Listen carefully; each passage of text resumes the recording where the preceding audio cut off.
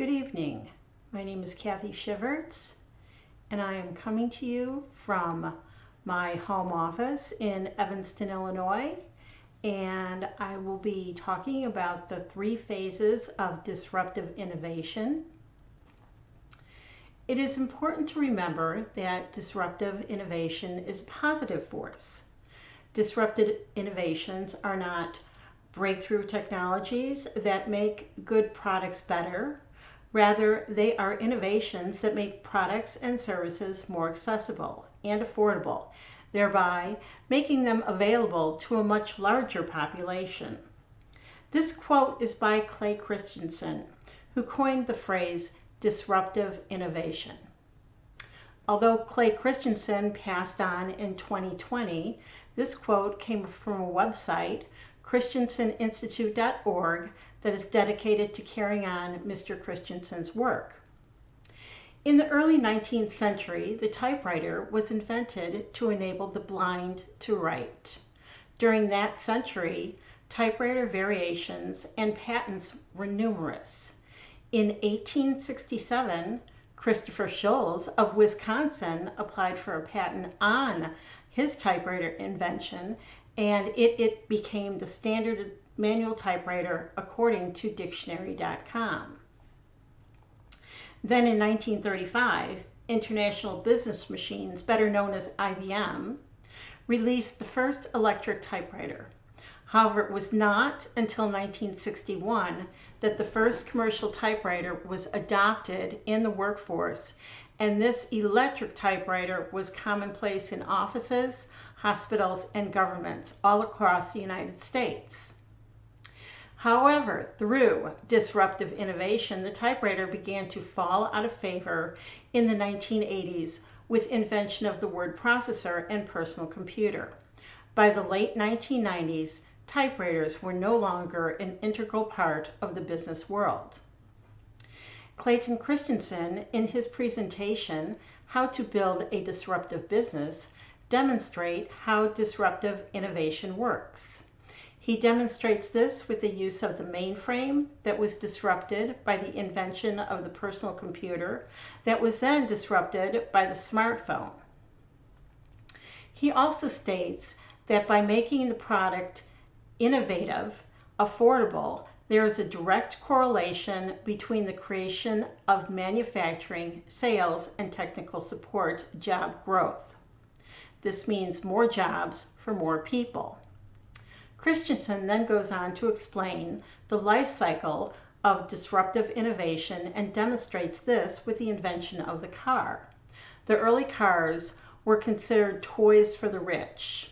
Henry Ford, through his assembly line innovation, made the cars more affordable and accessible to a larger population. Toyota came along in the 1960s and created another iteration of the automobile that enabled purchasing a car much more affordable and affordable to a larger population. In the 1980s, the personal computer became a disruptive innovation by transforming the existing marketplace for typewriters and how the business sector created, stored, and accessed documents. Before the arrival of the personal computer, mainframes were used in the computer industry to process large amounts of information in a short period of time. Personal computers could not process nearly as much information as a mainframe. However, personal computers were more efficient than a typewriter. Mainframes cost approximately $2 million and utilize engineering expertise to operate, thus making this the first phase of the life cycle of disruptive innovation. The product was available to only a small number of people who possessed the capital and the skill to own and operate a mainframe. The money for a mainframe came from major corporations or government with enough capital to purchase the hardware, and the skill came from engineers who, for the most part, spent approximately 4 years in a university to acquire a degree in management information systems and coding. In addition to the programming needed to operate a mainframe, it was incumbent upon the end user consumers of the mainframe output to fill out forms that would be handed over to the data entry clerical staff, who would then input the information into the mainframe console, execute the job, and bring the output back to the end user in perhaps a few hours, half a day, or the next day. I experienced this firsthand. If the input was filled out incorrectly by the end user, such as not putting a slash through the letter O to make it a 0, the job would not execute correctly, and the process would need to be started all over again, wasting time and money for the company. The second phase of the disruptive innovation life cycle saw personal computers come into the business sector during the mid-1980s. The personal computers could be used as a means to create documents in a shorter amount of time.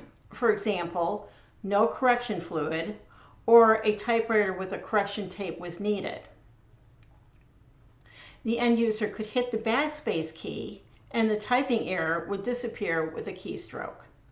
Additionally, storage of data with the advent of floppy disks could replace the need for copies, carbon copies, paper, and filing cabinets, another nail in the coffin of the typewriter in the business sector. Personal computers began to pop up on office desks in the late 1980s. However, they were still relatively expensive. As an employee at the Chicago Mercantile Exchange in the marketing division, I was one of 2 staff members that were given a personal computer in the late 1980s.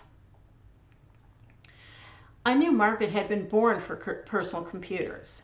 They became smaller, contained more processing speed, RAM, and were more affordable due to manufacturing production and growth. According to Britannica.com, by 2000, 50% of households in the United States owned a personal computer, and the third phase of the life cycle disruptive innovation, where a large population has access to a computer, is the innovation of smartphones and tablets. Currently, over 90% of U.S. households have one form or more of a computer. As an example, I have a personal PC, a work PC, a personal iPhone, and a work iPhone. In closing, mainframes were disrupted by personal computers, and in turn, personal computers were disrupted by smartphones and tablets. However, this all may not have come about without the invention of the typewriter, which has now been rendered obsolete for use in the business world. Thank you for your time. This is Kathy Shiverts, signing off.